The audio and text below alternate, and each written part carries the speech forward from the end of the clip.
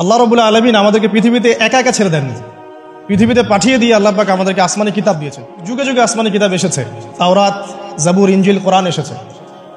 আগেকার আসমানি কিতাবগুলো কি এখন চলবে না? চলবে না।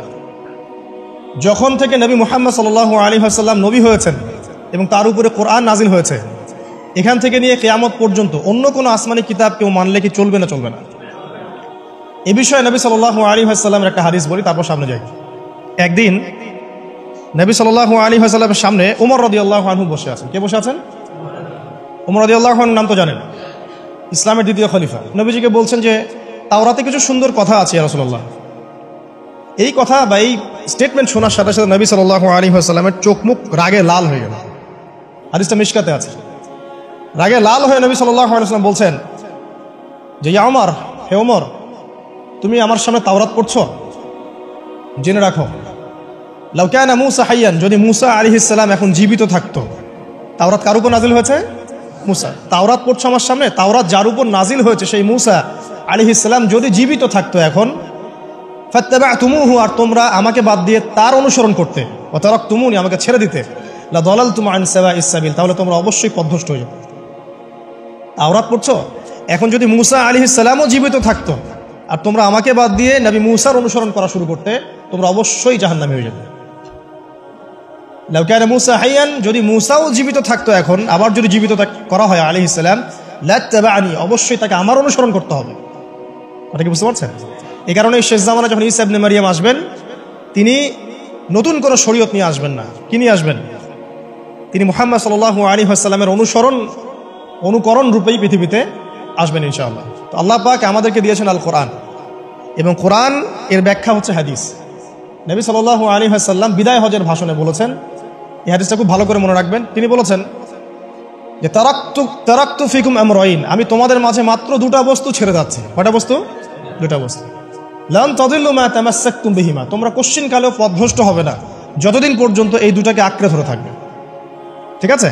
তোমরা কোশ্চিনকালেও পথভ্রষ্ট হবে না যতদিন পর্যন্ত এই দুটাকে তোমরা শক্ত করে আঁকড়ে ধরে থাকবে। অন্য হাদিসে আছে দাঁতের মারি দিয়ে কামড়ে থাকবে। সেই দুটা বস্তু কি? নবী সাল্লাল্লাহু আলাইহি ওয়াসাল্লাম বলেছেন, একটা হচ্ছে কিতাব আল্লাহ, আল্লাহ পাকের কিতাব, মানে কি? আল কোরআন। ওয়া সুন্নতি নবীহি, মানে নবীর সুন্নাত, অর্থাৎ হাদিসগুলো। কোরআন এবং সুন্নাহ মিলে ইসলাম। এই ইসলামটাই হচ্ছে আল্লাহ রাব্বুল আলামিনের মনোনীত সর্বশেষ দিন, সর্বশেষ টেস্টিমেন্ট। মানে আদম আলাইহিস সালামও তো মুসলিম ছিলেন, নূহ আলাইহিস সালামও মুসলিম ছিলেন, ঈসা আলাইহিস সালাম, মূসা আলাইহিস সালাম, ইব্রাহিম আলাইহিস সালাম, এই যে লক্ষ লক্ষ নবী রাসূল, তারা মুসলিম ছিলেন না? সবাই মুসলিম ছিলেন, কিন্তু সর্বশেষ যে বিধিবিধানগুলো আল্লাহর পক্ষ থেকে এসেছে সেটা কি?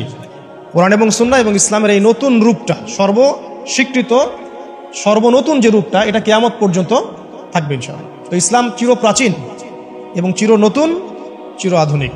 আমরা কি বুঝাতে পারছি? এখন এই ইসলামটা কি পরিবর্তনযোগ্য? উত্তর না। আল্লাহ পাক সূরা মাইদা 3 নম্বর আয়াতে বলছেন, আল ইয়াউমা আকমালতু লাকুম দীনাকুম ওয়া আতমামতু আলাইকুম নি'মাতি ওয়া রাদিতু লাকুমুল ইসলাম দীনান। আল্লাহ পাক বলছেন, আজকে আমি তোমাদের উপরে দিন ইসলামকে পরিপূর্ণ করে দিলাম। পরিপূর্ণ করে দেওয়ার অর্থ হচ্ছে এখানে সংযোজন বিয়োজনের কোনো সুযোগ নাই। কেউ যদি বলে 5 ওয়াক্ত নামাজের জায়গায় 6 ওয়াক্ত বানাই দিব আমরা, ঠিক আছে? সুযোগ আছে? সুযোগ নাই। যাকাতের বিধানটা খুব কঠিন মনে হয়, যাকাতের নিসাবটা একটু কমাই দিব, পারবে? ইসলামের চুল পরিমাণ কিছু ঢোকানোর, বের করার কোনো সুযোগ নাই। কেন নাই? কারণ আল্লাহ পাক এই দিনটাকে পরিপূর্ণ করে দিয়েছেন। আল ইয়াউমা আকমালতু লাকুম দীনাকুম, দিনটাকে কামেল করেছি। কামেল মানে, কামেল পাস মানে কি? সার্টিফিকেট পাইছে পরিপূর্ণ, তাই না? সার্টিফিকেট সবকিছু না, জ্ঞান সবকিছু। এবং এই জ্ঞান শুধুমাত্র বই পড়ে অর্জিত হবে এমনও নয়। জ্ঞান আসে কার পক্ষ থেকে? আল্লাহর পক্ষ থেকে। এটা মনে রাখবেন, জ্ঞান আল্লাহর পক্ষ থেকে আসে। হ্যাঁ, জ্ঞান কখন আসবে? যখন আপনি পরিশ্রম করবেন, আপনার পরিশ্রম আল্লাহ পাক দেখবেন, আপনি ধারাবাহিকভাবে লেগে থাকবেন, আল্লাহর কাছে বেশি বেশি দোয়া করবেন, পাপ ছেড়ে দিবেন, গুনাহ ছেড়ে দিবেন, গুনাহমুক্ত অন্তর নিয়ে আল্লাহর কাছে কান্নাকাটি করবেন, আল্লাহ পাক ইনশাআল্লাহ ইলম দান করবেন ইনশাআল্লাহ। ইমাম শাফিঈ রাহিমাহুল্লাহ বলতেন যে আমি অনেক পড়ি কিন্তু ভুলে যাই।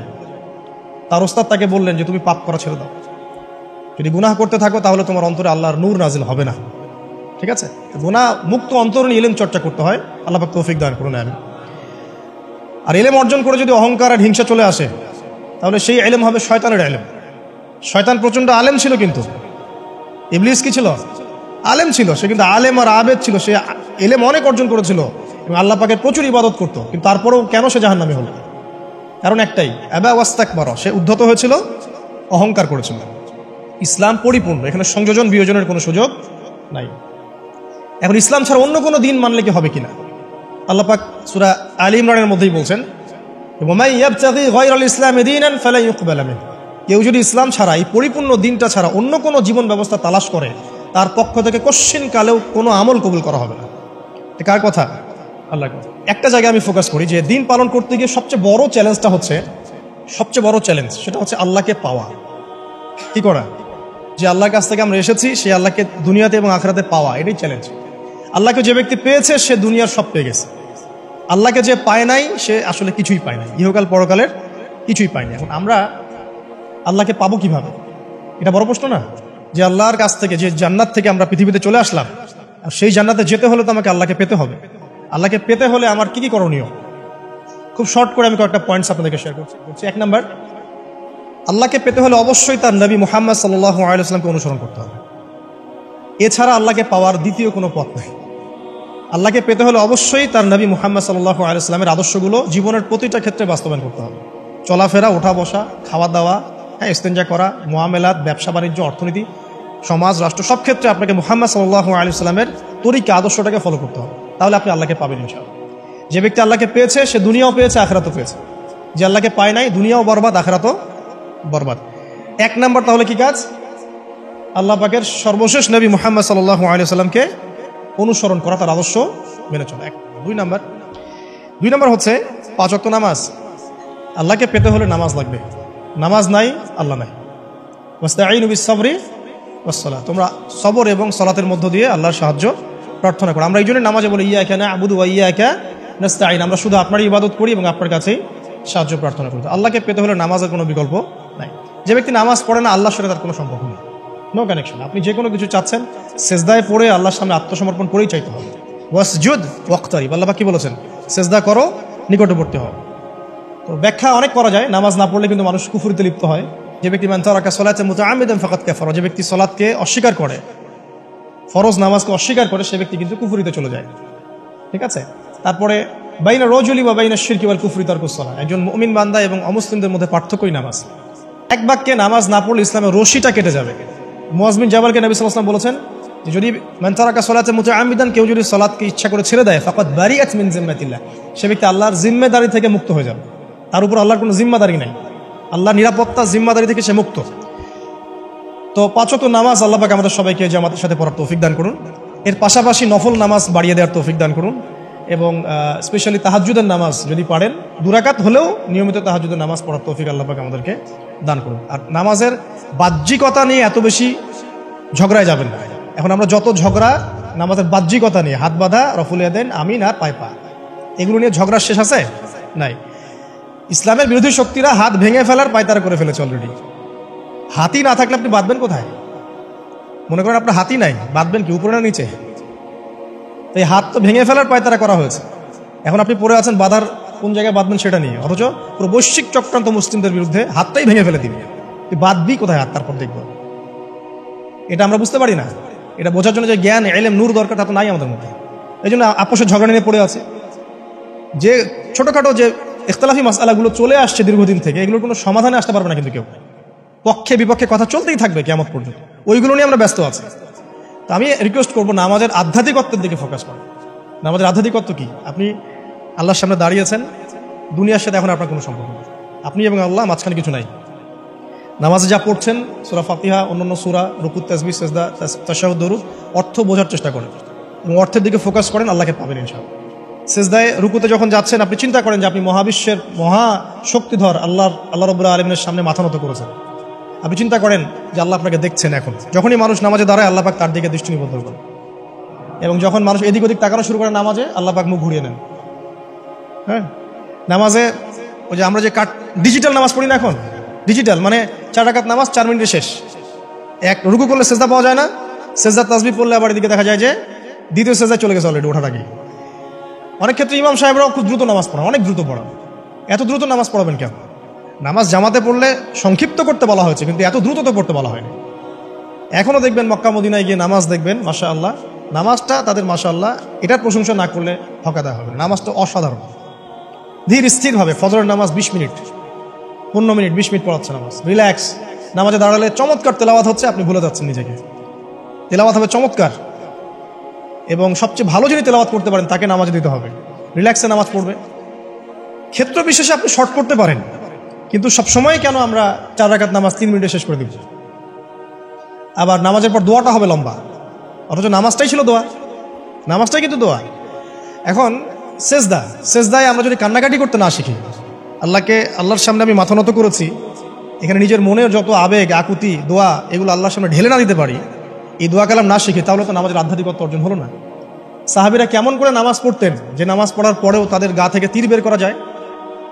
কিভাবে তারা নামাজ পড়তেন? তাহলে নবী সাল্লাল্লাহু আলাইহি ওয়াসাল্লাম কিভাবে নামাজ পড়তেন যে নামাজ পড়ার ফলে তার পা মোবারক ফুলে যাইত? 1 রাকাতে তিনি 4 পারা কোরআন তেলাওয়াত করতে পারলেন কিভাবে? তো তাদের নামাজ আর আমাদের নামাজ, আল্লাহ রাব্বুল আলামিন তার রাসূলের মাধ্যমে একটা হাদিসে জানিয়েছেন যে এমনও অনেক নামাজি আছে, নাউযুবিল্লাহ, আল্লাহ পাক আমাদেরকে তাদের অন্তর্ভুক্ত না করুন, যে নামাজ পড়ার পরে আল্লাহ রাব্বুল আলামিন এই নামাজটাকে ওই নামাজের মুখের উপর নিক্ষেপ করে দেয়, তোমার নামাজের আমার কোনো দরকার নেই। আল্লাহ পাক আমাদেরকে হেফাজত করুন। ধীর স্থিরভাবে পড়েন, রিল্যাক্সে, তারা হওয়ার কিচ্ছু নাই। ওয়া মা খালাকতুল জিন্না ওয়াল ইনসা ইল্লা লিয়াবুদুন, শুধুমাত্র আল্লাহর ইবাদত করার জন্যই তো পৃথিবীতে এসেছি। হোক না দোকানটা 5টা মিনিট পরে খুললে কি হবে? হ্যাঁ, জমিতে যান, জমিতে আধা ঘন্টা পরে গেলে কি হবে? যে আল্লাহ পাক আপনাকে বাঁচিয়ে রাখতে পারেন, সে আল্লাহ পাক আল্লাহর পথে সময় দিলে আপনাকে অফুরন্ত রিজিকও তো দিতে পারেন না? আপনি আল্লাহর হয়ে যান, বাকি সব আল্লাহ আপনার দায়িত্ব নিয়ে নেবেন ইনশাআল্লাহ। আপনি নিজে আল্লাহর হয়ে যান, আপনার সবকিছু দায়িত্বকে নিয়ে নেবে, আল্লাহ নিয়ে নেবে। আল্লাহ পাক আমাদেরকে ধীর স্থিরভাবে আধ্যাত্মিকত্ব অর্জন করে নামাজ পড়ার তৌফিক দান করুন, আমিন। আল্লাহকে পাওয়ার তৃতীয় একটা মাধ্যম বলে দিই আমি, সওম বা রোজা রাখা। অল্প সময় ঘুরিয়ে নিচ্ছি, সওম বা রোজা রাখা। রোজা কেন আল্লাহকে পাওয়ার মাধ্যম জানেন? কারণ রোজা রাখা অবস্থায় আমরা কিন্তু গোপনে পানাহার করি না, করি? আমরা রোজা রেখেছি, গোপনে কিন্তু পানি খেতে পারি, কেউ দেখবে না। গোসল করছেন, আপনি পানি খেতে পারেন, কেউ দেখবে না। লুকিয়ে লুকিয়ে আপনি কিন্তু খাবার খেতে পারেন, কেউ দেখবে না, বাসায় কেউ নাই দেখার, কিন্তু আপনি খান না। আপনি সবর করেন, সহ্য করেন, একদম সূর্যাস্তের সময় গিয়ে আপনি ইফতার করেন। এই যে কাজটা আপনি কেন করেন? কারণ আপনি ফিল করেন যে আল্লাহ আপনাকে দেখছেন। কেউ আপনাকে দেখুক না দেখুক, আল্লাহ আপনাকে দেখছেন। এটাই হচ্ছে ইহসান, এটাই হচ্ছে আল্লাহ পাকের মারিফতকে উপলব্ধি করা। আল্লাহ রাসূল সাল্লাল্লাহু আলাইহি ওয়াসাল্লাম বলেছেন, ইহসান হচ্ছে আন তা'বুদাল্লাহা কাআন্নাকা তারা, তুমি এমন ভাবে আল্লাহর ইবাদত করবে যেন তুমি আল্লাহকে দেখছো। ওয়া ইল্লাম তাকুন তারাহু ফাইন্নাহু ইয়ারাক, তুমি আল্লাহকে দেখতে না পারলেও বিশ্বাস করবে আল্লাহ তোমাকে দেখছেন। এটা রোজা রাখলে উপলব্ধি হয় না যে আল্লাহ আমাকে দেখছেন? এটা হচ্ছে আল্লাহকে পাওয়ার মাধ্যম। এই জন্য রমাজানের রোজা অবশ্যই রাখবো ইনশাআল্লাহ। পাশাপাশি এই যে সোমবার, বৃহস্পতিবার, এই যে মাসের 3 দিন আইয়ামে বীজের সওম আছে, 13, 14, 15, আরাফার সওম, আশুরার সওম বা নফল সওম, এগুলো রাখার অভ্যাস করলে আল্লাহকে পাওয়া যাবে ইনশাআল্লাহ। আল্লাহ পাক আমাদেরকে বেশি বেশি সওম রাখার তৌফিক দান করুন। এবং আমাকে আপনাদের সবাইকে বিগত জীবনে আমরা যারা বিভিন্ন সময় সওম রাখি নাই বা রাখতে পারি নাই, বিভিন্ন সালাত পড়ি নাই, করতে পারি নাই, এগুলোকে হিসেব করে আদায় করার তৌফিক আল্লাহ পাক দান করুন, আমিন। 4 নম্বর একটা মাধ্যম বলে দিয়ে আল্লাহকে পাওয়ার, সেটা হলো তিলাওয়াতে কোরআন। কোরআন তেলাওয়াত যে যত বেশি করবে, অর্থ উপলব্ধি করে পড়বে, সে আল্লাহ পাককে চাক্ষুষ পাবে ইনশাআল্লাহ। মানে আল্লাহ রাব্বুল আলামিন একটা চিঠি দিয়েছেন, মনে করেন আপনাকে, আপনার একজন কথার কথা এক্সাম্পল দিচ্ছি, যে আপনার কোনো একজন বন্ধু আছে অনেক দূরের কোনো দেশে, তা আপনি তাকে দেখেনও নাই, আপনি তাকে চিনেনও, মানে আপনি তার চেহারা দেখেন নাই, তাকে চিনেন না, তার সাথে যোগাযোগের মাধ্যম হচ্ছে আপনার চিঠি বা মেসেজ, ঠিক আছে? এখন সে আপনাকে কিছু মেসেজ পাঠালো, এই মেসেজের মধ্যে সে কিছু ইনস্ট্রাকশন দিয়েছে যে এইগুলো করতে হবে, এগুলো করতে হবে, বা আপনার প্রতি ভালোবাসার ইজহার করছে। মানে এই মেসেজটা যদি আপনি পড়তে পারেন, তাহলে আপনি আপনার বন্ধুর সাথে একটা কানেকশন তৈরি করলেন না? বুঝতে পারছি না? আচ্ছা, এখন সমস্যা হচ্ছে কি, আমরা ওই মেসেজটা পড়তেই পারি না। আমরা তো কোরআনটা পড়তেই জানি না, তাহলে মেসেজটা পাবো কিভাবে? আর যারা পড়তে জানি সেই ভাষাটা বুঝি না। এখন ওই বন্ধু মনে করেন চিঠি লিখেছে বাংলা ভাষায়, আর আপনি বাংলা পড়তে জানেন না, তাহলে কি পারবেন উপলব্ধি করতে তার মনের ভাব, সেই বন্ধুর আবেগ, ভালোবাসা, প্রেম আপনি কি উপলব্ধি করতে পারবেন? লিখেছে সে উর্দু দিয়ে বা ইংরেজিতে, আপনি ইংরেজি বোঝেন না, ইংরেজি লিখতে পারেন না, তাহলে কি আপনি তার চিঠি বুঝতে পারবেন? এখন আমরা যেহেতু আরবি বুঝি না, এই কারণে কোরআনের মধ্যে কি বলেছেন আল্লাহ রাব্বুল আলামিন আমরা উপলব্ধি করতে পারছি। আমি কি বুঝতে পারছি? তো কোরআন শুধুমাত্র তিলাওয়াত করা যথেষ্ট নয়। তিলাওয়াত করলে আপনি প্রত্যেক হরফে 10 টাকা পাবেন, কোনো সমস্যা নাই, কিন্তু ওই মেসেজটাকে উপলব্ধি করতে হলে আপনার অর্থটা জানতে হবে। অর্থ জানলে পরে আপনি দেখবেন আল্লাহকে আপনি চাক্ষুষ সামনে পাচ্ছেন ইনশাআল্লাহ। আপনি হতাশ হয়েছেন, হতাশা দূর করার জন্য সূরা আছে কোরআন। বিপদে পড়েছেন, বিপদ দূর করার সূরা আছে কোরআন। আপনার রিজিকের সমস্যা কাটানোর সূরা কোরআনে আছে। কোনো হাজতের প্রয়োজন, সূরা ইয়াসিন, হাজতের সূরা চলে আসে। অসুস্থ হয়েছেন, শেফার সূরা কোরআনে আছে। বা কাউকে জিন টোনা করা হয়েছে, বান টোনা করা হয়েছে, ওর শেফাও কোরআনে আছে। এমন কোনো বিষয় নাই যেটা আল্লাহ রাব্বুল আলামিন কোরআনের মধ্যে নাজিল করেন নাই। ব্যবসা করতে চান, কোরআন কথা বলবে। ঠিক আছে, আপনি সামাজিক বিষয়ে ডিল করতে চান, সূরা হুজুরাত কথা বলবে। আপনি ইতিহাস ভালোবাসেন, কোরআনে ইতিহাস দিয়ে ভর্তি করা আছে। আপনি কাব্য ভালোবাসেন, কবিতা পড়তে ভালোবাসেন, কোরআনের মধ্যে কবিতা দিয়েও ভর্তি আছে। আর রহমান আল্লামাল কোরআন খালাকাল ইনসান, এখানে ছন্দ আছে না? প্রত্যেকটা ছন্দ। ওয়ান নাজমি ইযা হাওয়া মা দাল্লা সাহিবুকুম ওয়া মা গাওয়া ওয়া মা ইয়ানতিকু আনিল হাওয়া, ছন্দ আছে না? আপনি উপন্যাস ভালোবাসেন, কোরআনে অনেক উপন্যাস আছে। যা চান তাই পাবেন কোরআনে। এক কথায় আপনি আল্লাহকে পাবেন কোরআনের মধ্য দিয়ে। কোরআনের সাথে যার সম্পর্ক যত বেশি, আল্লাহর মারিফত সে তত বেশি পাবে ইনশাআল্লাহু আযজা ওয়া জাল্লা। 5 নাম্বার হচ্ছে হজ উমরা করা। হজ উমরা আল্লাহ পাক আমাদের সবাইকে বেশি বেশি করার তৌফিক দেয়। হজ এবং উমরা এমন কিছু কাজ আছে যে কাজগুলো সরাসরি আপনার সাথে আল্লাহ পাকে কানেকশন করা হবে। আরাফার মাঠে যাবেন, ওই মাঠে কি কিয়ামত হবে না? আল্লাহকে চিনতে পারবেন এখানেই। তারপরে যে সাই করেন না, সাফা মারওয়া সাই করে, ওখানে গেলে আপনি বুঝতে পারবেন যে কিভাবে ইসমাইল আলাইহিস সালামকে পানি দেওয়ার জন্য তার মা হাজরা এখানে দৌড়াদৌড়ি করেছে। বাইতুল্লাহ দেখবেন, আপনি চিনবেন যে আল্লাহর তাওহীদ কি জিনিস। চোখে দেখার সাথে সাথে আপনার ভিতরে এমন একটা ফিলিংস আসবে যেটা ভাষায় প্রকাশ করা যাবে না। চোখে দেখার সাথে সাথে এমন একটা ফিলিংস আসবে, আপনাকে আমি এটা ভাষায় প্রকাশ করে বোঝাতে পারবো না। আপনি জানবেন ইব্রাহিম আলাইহিস সালাম এবং তার ছেলে ইসমাইল আলাইহিস সালাম বাপ বেটা মিলে রাজমিস্ত্রির কাজ করেছে। এটা আপনি জামজাম কূপ দেখবেন, পানি পান করবেন, আল্লাহকে চিনতে পারবেন যে এই কূপ তো অলৌকিক। এই কূপের মতো কূপ নাই পৃথিবীতে, এর পানি কখনো শেষ হয় না, এবং এই পানি খেয়ে মানুষ বেঁচে থাকতে পারে, খাবারের দরকার হবে না। দীর্ঘদিন পর্যন্ত এই পানি খেয়ে মানুষ বেঁচে থাকতে পারবে, খাবারের প্রয়োজন হয় না। তো এই পানির মধ্যে এমন কিছু উপাদান আছে যেটা মানুষের শরীরের রোগগুলোকে শেফা দিয়ে দিবে ইনশাআল্লাহ তাআলা আল্লাহর হুকুমে। তো প্রত্যেকটা কাজে রাসূল সাল্লাল্লাহু আলাইহি ওয়াসাল্লাম শহরে গেছেন মদিনায়, ওই মদিনার বাতাসটা আপনাকে বলে দিবে যে এটা একটা অন্যরকম শহর। ঠিক আছে, রাসূল সাল্লাল্লাহু আলাইহি ওয়াসাল্লামের রওজায় যাবেন, সামনে দাঁড়াবেন, আপনি আল্লাহকে চিনতে পারবেন। আপনি আর পৃথিবীতে থাকবেন না, অন্য জগতে চলে যাবেন। ওই যে বাকিউল গারকাত আছে, সাহাবীদের কবরস্থান জান্নাতুল বাকি, ওখানে ঢুকবেন, আপনার কাছে মনে হবে যে পৃথিবীটা আসলে কিছুই না। পৃথিবীর সবচেয়ে সেরা মানুষগুলো এই মাটির নিচে শুয়ে আছে, ওখানে আপনাকে খুবই তুচ্ছ মনে হবে তাদের সাথে। এই যে মানে বিভিন্ন জায়গায় গিয়ে আল্লাহকে চিনতে পাওয়া, এটা সবচেয়ে ভালো হয় হজ এবং উমরাতে গিয়ে। আল্লাহ পাক আমাদেরকে তৌফিক এনায়েত করুন, আমিন। নবী সাল্লাল্লাহু আলাইহি ওয়াসাল্লাম বলেছেন, এক হজ পরের হজের মধ্যে যত গুনাহ মাফ করিয়ে দেয়, এক উমরা পরের উমরার মধ্যে যত গুনাহ সেগুলোকে মাফ করিয়ে দেয়। আল্লাহ পাক আমাদেরকে এই আমলগুলো করার তৌফিক এনায়েত করুন। 6 নাম্বার বলছি জিকির। আল্লাহ পাকের জিকির বাড়াতে হবে। যে আল্লাহ পাকের জিকির যত বেশি করবে, সে আল্লাহ পাকের মারিফত তত বেশি উপলব্ধি করবে, আল্লাহকে পাবে ইনশাআল্লাহ। আর এই জিকির করার জন্য ওযুও শর্ত নয়, জানেন? আল্লাহর জিকির করার জন্য কিন্তু ওযু শর্ত নয়। আপনি মনে মনে চলতে ফিরতে অলওয়েজ সুবহানাল্লাহ, আলহামদুলিল্লাহ, আল্লাহু আকবার, লা ইলাহা ইল্লাল্লাহ, আস্তাগফিরুল্লাহ পড়তে থাকতে পারেন। কষ্ট কিছু আছে? খালি জবান চলবে, খালি জবান চলবে। মাঠে কাজ করছেন, ওই যে লাঙল দিয়ে কাজ করছেন, সেচ দিচ্ছেন, আপনি পড়তে থাকবেন আস্তাগফিরুল্লাহ ওয়া আতুবু ইলাইহি, লা হাওলা ওয়ালা কুওয়াতা ইল্লা বিল্লাহ, সুবহানাল্লাহ, আলহামদুলিল্লাহ, লা ইলাহা ইল্লাল্লাহ, আল্লাহু আকবার। কোনো সমস্যা? কোনো সমস্যা নেই। রান্না বান্না করছে মেয়েরা, এটা করতে করতে পড়তে পারবে না? গাড়ি ড্রাইভ করছেন, ড্রাইভ করতে করতে আপনি পড়তে পারবেন লা ইলাহা ইল্লাল্লাহ ওয়াহদাহু লা শারীকা লাহু, লাহুল মুলকু ওয়া লাহুল হামদু ওয়া হুয়া আলা কুল্লি শাইইন কাদির। যে কোনো কাজ করতে করতেই ইল্লাল ইস্তিনজা, ইস্তিনজা বাদ দিয়ে। ইস্তিনজা কি জিনিস? প্রসাব পায়খানা। এই সময় এগুলো মুখ দিয়ে বলবেন না, দরকার নাই। আপনি এখানে এরপরে যে সময়গুলো আছে এগুলোতে আপনি জিকির বাড়াবেন। যে যত বেশি জিকির করবে তার কলব তত বেশি পরিচ্ছন্ন হবে। যার কলব যত পরিচ্ছন্ন, আল্লাহর নূর তার কলবে তত বেশি আসবে, সে আল্লাহ পাকে তত কাছে পাবে ইনশাআল্লাহু আযজা ওয়া জাল। 7 নাম্বার দোয়া ইস্তেগফার বাড়িয়ে দেয়। আল্লাহর কাছে বেশি বেশি দোয়া করতে হবে। দোয়া বাড়িয়ে দেন। দোয়ার জন্য হুজুর ডাকতে হবে না, দোয়ার জন্য আমাকে ডেকে বাসায় খাওয়ানোরও দরকার নেই। আপনি দোয়ার জন্য আপনি যথেষ্ট। নামাজে দাঁড়ান, নামাজের সিজদায় দোয়া করেন, নফল নামাজ পড়েন, নফল নামাজের সিজদায় দোয়া করেন, নামাজের পরে হাত তুলে দোয়া করেন, প্রয়োজনে নামাজে সালাম ফেরানোর আগে দোয়া করেন, যে কোনো ভালো কাজ করেছেন তারপর দোয়া করেন। ঠিক আছে, কোরআন তেলাওয়াত করলেন, দোয়া করেন, তাহাজ্জুদের ওয়াক্তে দোয়া করেন, বৃষ্টি পড়ছে তখন দোয়া করেন। ঠিক আছে, মানে দোয়া কবুলের মোমেন্ট, সময়গুলো, আজান হয়েছে, আজান ইকামতের মাঝখানে দোয়া করেন। এই যে এখন খুতবা হচ্ছে, এই সময় দোয়া করেন, দোয়া কবুল হবে। দিনই মসজিদে বসেছেন, দোয়া করেন, দোয়া করতে থাকেন মনে মনে। যত বেশি আপনি দোয়া করতে পারবেন আল্লাহর কাছে, ইনশাআল্লাহ আল্লাহকে আপনি তত কাছে পাবেন ইনশাআল্লাহ। এটা আল্লাহকে পাওয়ার অন্যতম মাধ্যম। এবং ইস্তেগফার, ইস্তেগফার মানে কি? তওবা করা। আস্তাগফিরুল্লাহাল্লাযী লা ইলাহা ইল্লা হুয়াল হাইয়ুল কাইয়ুম ওয়া আতুবু ইলাইহি। এটা বেশি বেশি পড়বেন, দিনে কমপক্ষে 70 বার বা 100 বার পড়ার চেষ্টা করবেন, আল্লাহ পাক তৌফিক দান করুন। আচ্ছা, 8 নাম্বার হচ্ছে সদকা করা। সদকা, দান সদকা আল্লাহর কাছে খুব বেশি পছন্দের। দান সদকা করার জন্য সম্পদ লাগে না, আমার কথা শুনে। দান সদকা করার জন্য সম্পদ লাগে না, কলিজা লাগে, মন লাগে। বহু বড় বড় মানুষ আছে দান সদকা করতে পারে না, কোটিপতি, যাকাত দেয় না, আছে না? আর বহু গরিব মানুষ ভ্যান চালায়, কৃষিকাজ করে, দেখবেন 100 টাকা দান করে দিল, মন থাকতে হয়, মন, কলিজা বড় থাকতে হয়। তো যাদের কলিজা বড়, মন বড়, তারা দান সদকা করতে পারবে ইনশাআল্লাহ। আর যার মন বড় সেখানেই তো আল্লাহ নূর আসবে। সংক্ষিপ্ত মনে কি, সংকীর্ণ মন আল্লাহ নূর কোত্থেকে আসবে? কথা বুঝতে পারেন নাই? তো দান সদকা বাড়ান। আপনি 1 টাকা দান করেন, 5 টাকা দান করেন, হালাল রিজিক থেকে 1 টাকা দান করেন, সেটা আল্লাহর কাছে অনেক বেশি পছন্দের। একটা হাদিসে নবী সাল্লাল্লাহু আলাইহি ওয়াসাল্লাম বলেছেন, হালাল উপার্জন থেকে আল্লাহর বান্দারা যখন একটা খেজুরও দান করে, আল্লাহ পাক সেই একটা খেজুরকে আস্তে আস্তে বড় করতে থাকেন, বড় করতে থাকেন, বড় করতে থাকেন। এটা এক পর্যায়ে পাহাড়ের সমান হয়ে যায়। কিয়ামতের মাঠে মানুষ তার দান এবং সাদাকার যে ছায়া, এই ছায়ার নিচে অবস্থান করবে। আপনার বিপদ হয়েছে, দান সদকা করেন, বিপদ দূর হয়ে যাবে ইনশাআল্লাহ।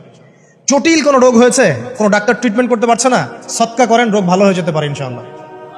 সদকার ব্যাপক ফজিলত আছে। সদাকা, দান সদাকা, দোয়া, এগুলো তাকদিরের যে বিপদ আপদগুলো আছে না, ঝুলে আছে, আমাদের তাকদিরের বিপদ আছে না অনেক, এগুলোকেও সরিয়ে দিতে পারে। এই শক্তি আছে দোয়া এবং দান সদকার মধ্যে। আল্লাহ পাক আমাদেরকে বেশি বেশি সদাকা করার তৌফিক দান করুন, আমিন। আর সদাকা নফল না করতে পারলেও কমপক্ষে ফরজ জাকাতটুকু দিবেন, ফরজ জাকাতটুকু দিবেন। কারণ জাকাত, সদকা এবং ব্যবসা এগুলো হচ্ছে ইসলামিক অর্থনীতির মূল ভিত্তি, এর সাথে কৃষিকাজ।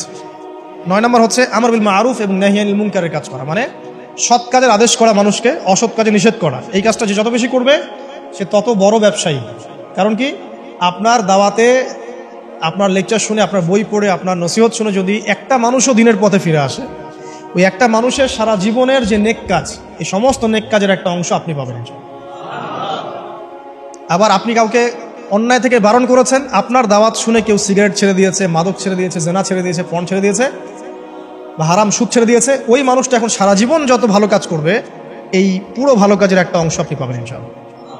এর চেয়ে বড় কিন্তু কোনো ব্যবসা নাই। এই কাজটা করলে আল্লাহ পাকের রহমত নেমে আসে, আর এই কাজটা ছেড়ে দিলে আল্লাহ পাকের গজব নেমে আসবে।